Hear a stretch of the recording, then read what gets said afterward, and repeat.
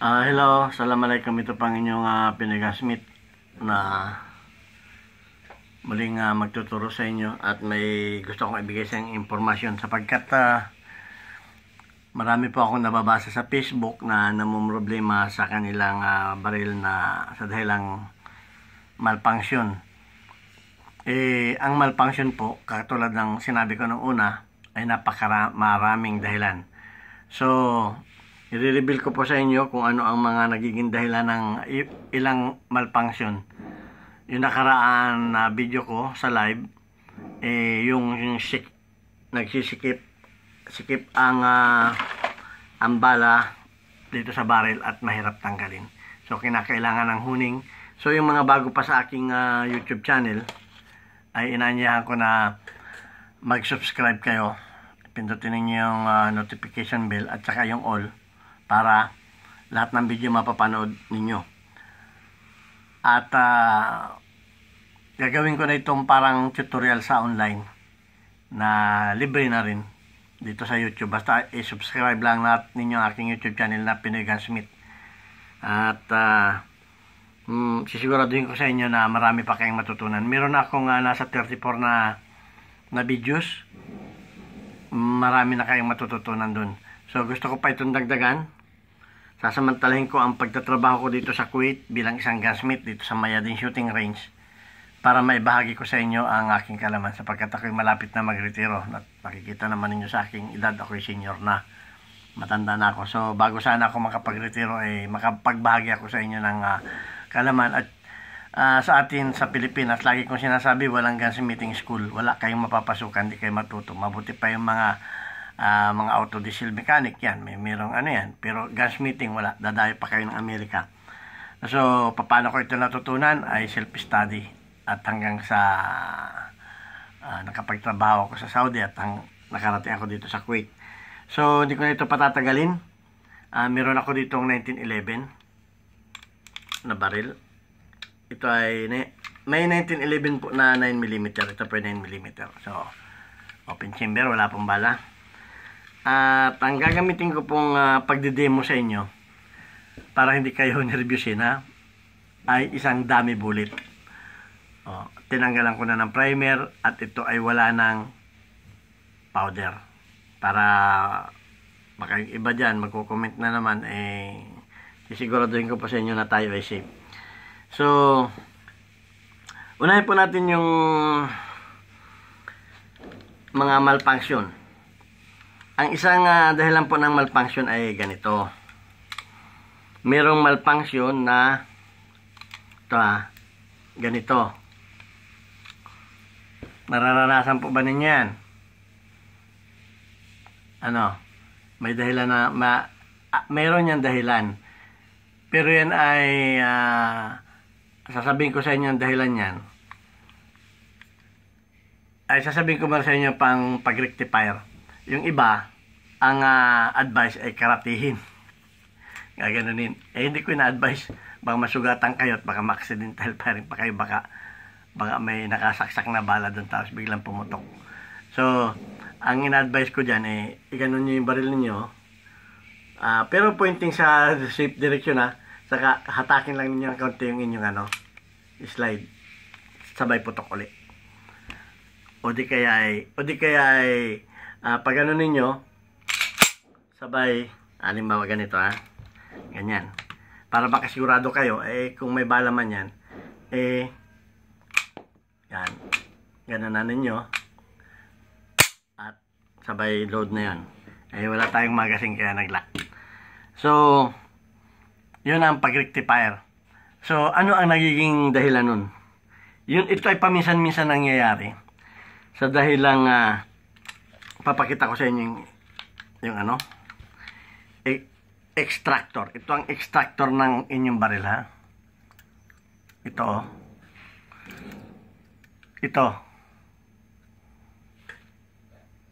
Ito yung extractor. Yan maliit na yan. Andito ang dulo niya sa Pag ito ay mahina na, bumibitaw siya. Papakita ko sa inyo kung paano siya bumibitaw. Pag ito ay mahina na. So, ito ay dami. Papakita ko sa inyo. Ilalagay natin itong chamber.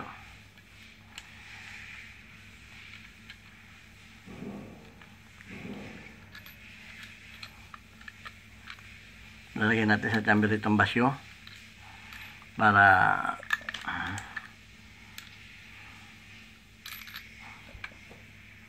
pasok na muna natin yung basyo para hindi mahulog. Ayan.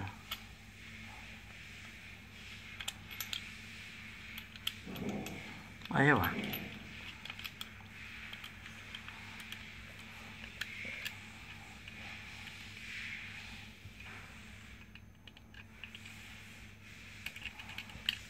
Bakit ayaw? Ayun. Ayun o, nakapasok na. Pero magdo-double P dyan, baba natin yung magazine. So, yan, nakapasok na siya doon. Halimbawa, pumutok na siya. So, pag putok niya, atras siya. Slow motion natin. Yan. Ganyan. Pag mahina yung inyong extractor, bibitaw yan. Pag yan ay bumitaw, pag bumitaw yung extractor ninyo, magiging ganyan yan. Magiging ganyan. So, ulit ko, pag mahina yung extractor ninyo, bumibitaw. Bumibitaw, hindi siya nakakarating sa kanyang ejector. Angat na ganon, magdo-double P dyan, yung isang bala nakaganon sa butas, kumbaga yung isang bala niya nakaganon, tapos yung isang bala yung basyo nandito. So ganon ang nagiging dahilan yan. So yan ay panoorin ninyo aking YouTube channel kung paano ang pag-ayos ng extractor. Panoorin ninyo, mapapanood ninyo dun. At yun ang isang dahilan. So ano pa ang nagiging dahilan ng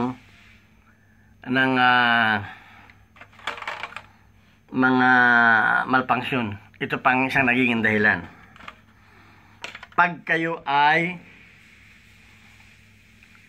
ay na singitan ng bala na minor load. Okay. Ano ibig sabihin ng minor load? Yung minor load po ay bala na hindi sapat ang powder. Hindi sapat ang powder. So, ano nangyayari? Pag hindi sapat ang powder. Pag hindi sapat ang powder, ganito ang mangyayari, ano? Lalagay ulit natin ito. Hindi lang kumisa naman sapat ang powder ay baka lusbor na kayo, no? Ito mangyayari pag hindi sapat ang powder. Ibig sabihin hindi nakasagad ang atras ng inyong yan. Pag po major load, minor load, hindi sasagad yung inyong slide dahil mahina ang powder. O di kaya loose bore. Yun lang ang magiging dahilan yan. Loose bore. Tatlo ang magiging dahilan yan. Loose bore. Hindi masasagad yan dahil mahina ng pressure dito. Kaya kailangan at least ay maabot yan ng 1,000 PSI, 800 PSI ang pressure niya dito para makasagad siya.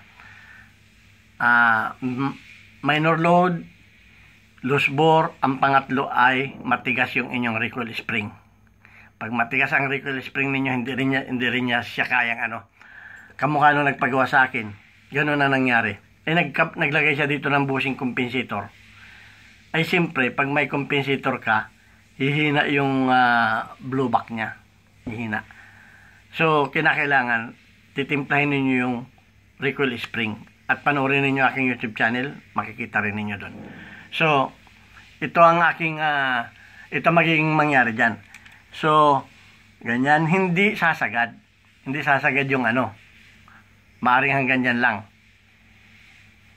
Tapos, ay babalik na uli yan. Pag sunod na putok ninyo, ay basyo yung nasa loob. Babalik. Ganyan, no? Dahil nga hindi siya nakaabot, babalik yan. Ano? Babalik lang na gano'n yan. O di kaya, magiging ganyan, no? Yung, kung hindi man pumasok ulit siya, ganyan. So, ikakalibrate na naman ninyo. Gaganunin na naman ninyo yan. So, malaking abala. Kung kayo ay nasa critical na, baka maunahan kayo. Kung kayo ay huwag namang mangyari. Kaya kailangan, laging, ang baril ay nasa kondisyon. So, at alam natin ang pag-rectifier. Balik ta rin. Ganon. O, pangalawang bala nandun na. Puputok na uli yan. Ayan o, yung pangalawang bala o. So, yun yung pangalawang bala. Huwag ko pa dami yan. So, hindi nakasagad. Yan. Ngayon, meron pang isang dahilan. Ito, kamukha nito. Minomodified ko yung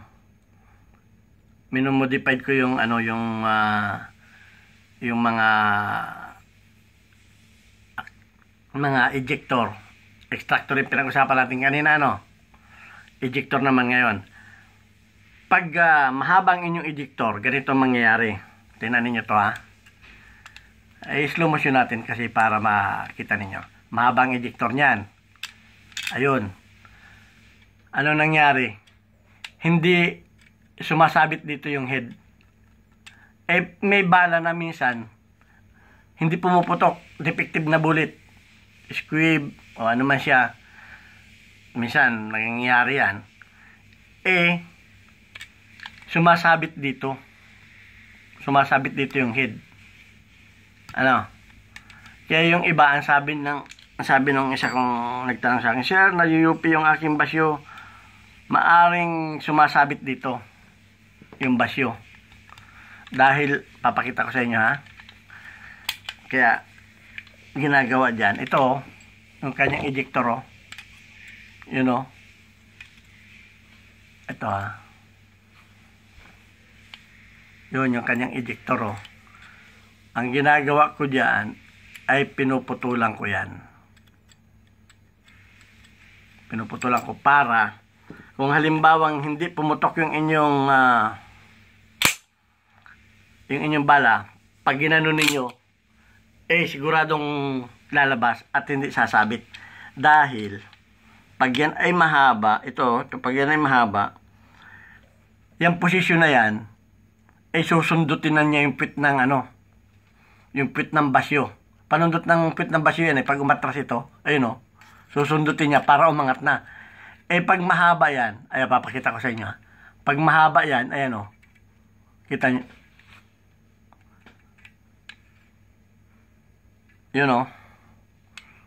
Ganyan pa lang ang posisyon, susundutin na niya.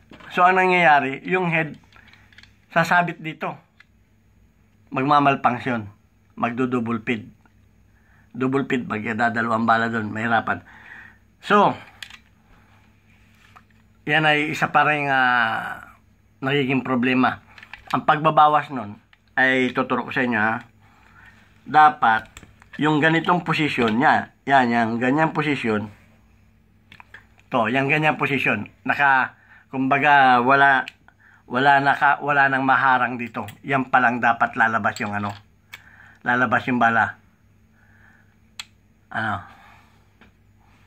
Ito yung kanyang ito yung kanyang tanggalin ko kayo yung para malinaw. Ayun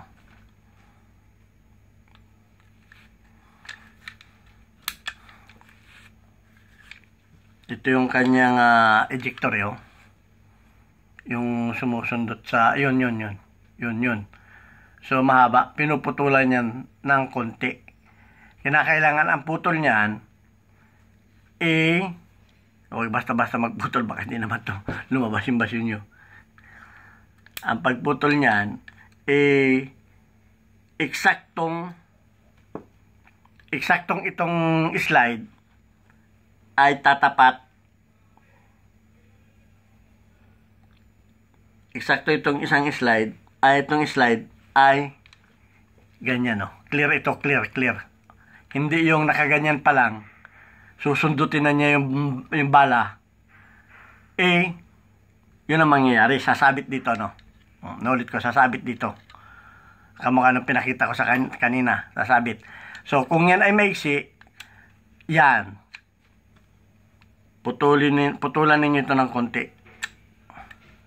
Putulan ninyo ng konti. Dapat ganyan, no? Yan, ganyan.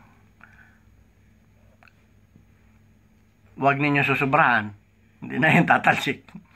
Ano? Naulit ko. Huwag kayong basta-basta. Kung hindi kayo sanay, putol kayo ng mga kaganon lang, oh. Kasi hindi ko naman alam ang haba ng mga ejector ninyo. Putol kayo ng mga 1.8 o 1.16. Bawas kayo konti. Hanggang sa ma-testing na ninyo. Testing ninyo. Kung magti-testing kayo, trigger finger out, saka kumari nasa firing range, naka-shift direction kayo, wag sa kwarto. Baka pumutok yan at mag-recuse yan, may tamaan pa dyan. Hindi ko nare-recommenda na magti-testing kayo ng baril sa loob ng kwarto, ha. Ay ako, ito, pinapakita ko sa inyo, baka sabihin ninyo, hindi natin alam mga safety, wala talagang primer yan at walang pulbur yan. So, mga ka-shooter, yan ang mga nagiging dahilan ng malfunction. At inuulit ko, paano i-rectify ang double feed? Pag yan ay nagdalwa na ang bala, ganito ang double feed, ang itsura ng double feed, papakita ko sa inyo. Ang double feed ay ganito ang itsura. So, ganyan. Nagdalawa na ang bala niya dyan. Ano? Ganyan, oh. Yan, nakaganyan yung isang bala. Oh, yung isang bala ay hindi nakapasok sa ram. Tapos may isang basyo pa dito. Double feed yan. Pagka ganyan, ilabas na ninyo yung magazine. Pag ginanyan ninyo ng ginanyan yan, yung bala niya nakagano na sa butas, nakando na sa may rampa, mahirapan ka. Ilabas na ninyo yung magazine. Palaglagin na, hawak kung ano, tapos saka ninyo ngayon, i-clear. Pag na-clear, salpak ulit ninyo. Kung may extra pa kayong magazine, hayaan na ninyong malaglagyan kung gusto niya ng mabilisan. Yung ginagawa ng mga shooter, hayaan na yan kasi may mga extra pa ng magazine. Pag double feed, pag nakita ninyo nag-double feed, pag ginanyan ninyo at nagdo-double feed, kung ano, laglag na ninyo yung magazine para hindi ano, kasi hindi basta-basta malalaglag yan. May mga kaso na ganun. So, mga ka-shooter, yan yung ibang mga malfunction na nararanasan natin. So, pag matigas ang spring, hindi sasagad itong slide. Ganyan lang siya. Okay? Paano ninyo malalaman na matigas ang spring ninyo?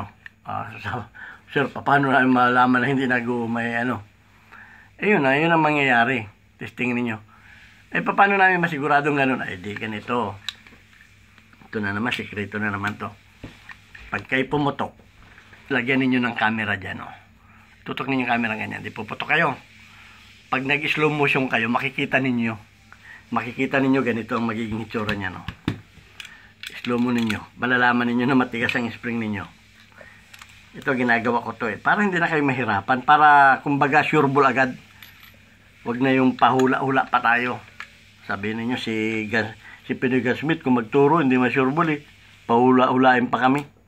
Ito na, paano ko na sa inyo. Huwag na natin lagyan. Ganito yan, oh.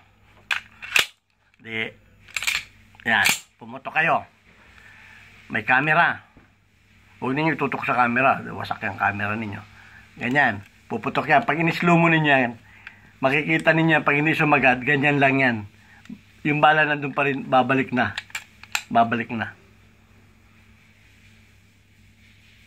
Lagyan lang ninyo na isang bala. Yun, sureball yun. Matigas yung spring ninyo. O di kaya, kinakaila kung reload ang bala ninyo, ay minor load, hindi kaya kung reload. Kasi yung iba nagbubutas dito, naglalay ng compensator. Hindi match ang spring. So, 19 minutes. 20 minutes gagawin kong 30 minutes ang aking video. So, yun ang mga common na mga malfunction ng baril. Yung inulit ko. Kasi yung last na live ko, hindi ko mapakita ang baril kasi nga bawal sa YouTube. Pagka yung basyo ninyo ay umistak, hindi ninyo maganon-ganon, hindi ninyo matanggal sa loob. Ganito ang gagawin ninyo kasi minsan dumumi na yung chamber. O di kaya, lalo pag bago, sumisikip. Ganito, hawakan ninyo dito. Hawakan ninyo dito. Huwag yung pipilitin ninyo ganyan na ganyan, baka maka-accidental fire kayo. Huwag yung tatapat ninyo yung baril sa dibdib ninyo, tapos tutulak-tulak ninyo ganun. Ako, napakadelikado. Ganito ang gawin ninyo. Nakatapat sa lupa. O, nakatapat sa downrange. Ito. Gaganunin ninyo. Dito ang patama. Yan. At lalabas yung basyo, makukuha ninyo yan dito. Lalabas yung basyo dyan. Dito sa tapat ng Yan. Chamber. Gaganunin ninyo. Yan. Tapik na ganon. Huwag ninyo pupukpukin ng martilyo. Masira yung baril ninyo. Isang tip yan. Halimbawa, pupunta kayo. Hindi na matanggal. Madumi na yung chamber. Mistak o nasingitan kayo ng buntis na bala. Lalo kong reload. Pag salpak ngayon ng bala ninyo ganyan, hindi nyo na-check yung, kasi pag lumalaban kami ng kompetisyon, isa-isang bala, sinusukat namin sa chamber yan para hindi ka masingitan ng buntis, yung sikip. Ngayon nasingitan kayo, reload. Sikip. Hindi ngayon nag-home yung inyong chamber, sumikip. Hindi ngayon ninyo makuha-kuha, delikado, live bullet. Hawakan ninyo dito. Ganunin ninyo hanggang sa matanggal yan. Yun ang isa kong tip sa inyo. Yan ay tip yan ng mga shooter. Okay. Pero ingat dapat panoorin din ninyo yung 4 cardinal rules na inano ko sa video Yan sa aking So, importante na panoorin lahat ninyo yung aking video para kasi mahirap yung pumunta ka kagad tayo sa grade 2, grade 3. Meron akong mga turo na pang grade 1 muna. Hindi bali hindi naman pare-pareho ang ating mga followers. Yung iba dyan talaga magagaling. Mas magaling pa sa akin. Nagko-comment pa nga yung mga yan tinatanggap ko yung mga comment yan. Pero kaya nga yung aking slogan I did it my way. May kanya-kanya tayong paraan. Ang isang problema, may 1,000 solusyon. Kung ang solusyon ninyo ay ganon, okay, fine. Ganito ang solusyon ko. Bahala na yung mga viewers kung alin ang mas madali at alin ang mas naintindihan nila. So, ganyan ang aking YouTube channel. So, kung meron pa kayong gustong malaman sa malfunction, kasi baka nakalimutan ko ng iba tagal ko na kasi hindi pumuputok mag-comment kayo para sinasagot ko naman yan pasensya na lang yung iba. Minsan 2 araw, 3 araw ko masagot kasi busy naman tayo Ito, kung nagnanakaw lang ako ng oras sa aking trabaho. Nasa trabaho ko ngayon. So, sinasamantala ko na habang nandito pa ako sa Kuwait at ako ay nakakatanggap ng mga trabaho dito, isinishare ko sa inyo yung aking mga ginagawa para matuto kayo. Sa totoo lang, yung aking federal o ng baril ko, nilagari ko yan, Nilagari ko yan. Single stock. Ginawa kong high cap. Tawanan nga yung mga member ng mga mangya shooter. Gusto niyo makakita ng chap-chap na baril nandun kay Elmer. Lakas loob. Ginawa ko yan. Pinalitan ko itong mga siding. Ginawa kong high cap. Naging high cap naman siya. Nilalaban ko ng kompetisyon. Ganun ako ka werdo. Ang katuwir ako, baril ko naman yan huwag kayong ang ko sa inyo, baka naman nakapanood kayo sa akin napanood ninyo yung video ko. Kaya ko yan, napanood ko na kay Mr. Gunsmith yan. Ganito ang paggawa niyan. Huwag kayo kung gusto ninyong mag-experiment, baril ninyong gawin ninyo. Baka mapaaway kayo, baka hindi ninyo maayos yan. Practice po, practice. mahabang panahon. 1996 ako nag-umpisa ng pag-shooting. At doon na rin ako nag-umpisang, dati na ako mahilig sa baril dahil may machine shop nga kami. Bata pa ako eh. Kinakagalitan ako ng tatay ko, gumagawa na ako ng mga pingan eh. So, ganun ang paghilig mo talaga, makukuha mo yan eh. Kaunting ano lang, yung boost mo lang yung sarili mo. Tiwala sa sarili. Pero wag naman sobrang tiwala at lalahukan ninyo ng tatawag dito. Ingat. Ay baril yan. Ingat. Oh. Ako nakulong ako sa baril. Gumawa ako ng baril. Hinuli ako ng mga kaibigan kong pulis. Pero ano naman, pinakawalan din ako. Dahil yung mga baril naman nila walang gumagawa. Ako rin naman eh. So, ganun tayo kaprindi sa mga kaibigan natin pulis dati. So, mga nag-retired na yung mga yun. So, ganyan. Ang pagiging gunsmith ay nadadagdagan pa yan. So, ako, yung mga pagpapaganda ng baril, mga pagre-review, saka na yan. Yan ay higher level na yan. Gaanohin muna natin yung mga sira kung paano. At sa susunod ay yung aking police training ay in-stop ko muna sapagkat marami rin ang may gusto ng mga pagkukulikot ng mga solving problem ang tawag ko diyan. So sanay naman ako magturo dahil ako ay nakapagturo ng autodiesel mechanic dati sa Image Eastern Mindoro Institute of Technology. At shout out sa aking mga naging estudyante, hindi ko na kayo kilala. Minsan binabati ninyo ako, pasensya na kayo. Okay, shout out na. 26 minutes na. Okay. Shout out uli sa aking anak na nagdaos ng karawan ng A15 ng January. So, Richmere, magbutihin mo. At gusto kong ipamana sa iyo itong alam ni daddy mo. Makukuha mo ito. Sapagkat ito ay marami ako nakuha kay lulu mo. Dinagdagan ko lang. Nakuha kay lulu mo ay pagmimekaniko, pagmamachinist, pag-welding, lahat-lahat na yan. At dinagdagan ko ito. Ganun talaga. Dapat nag-grow tayo. Huwag tayong yung alam natin kinakailangan madagdag. Ay, kung yung talagang hilig natin ay bakit hindi natin idagdag? So, I'm sure marami sa inyo ang mahilig sa baril. Pero unti-unti lang yan. Unti-unti at ingat.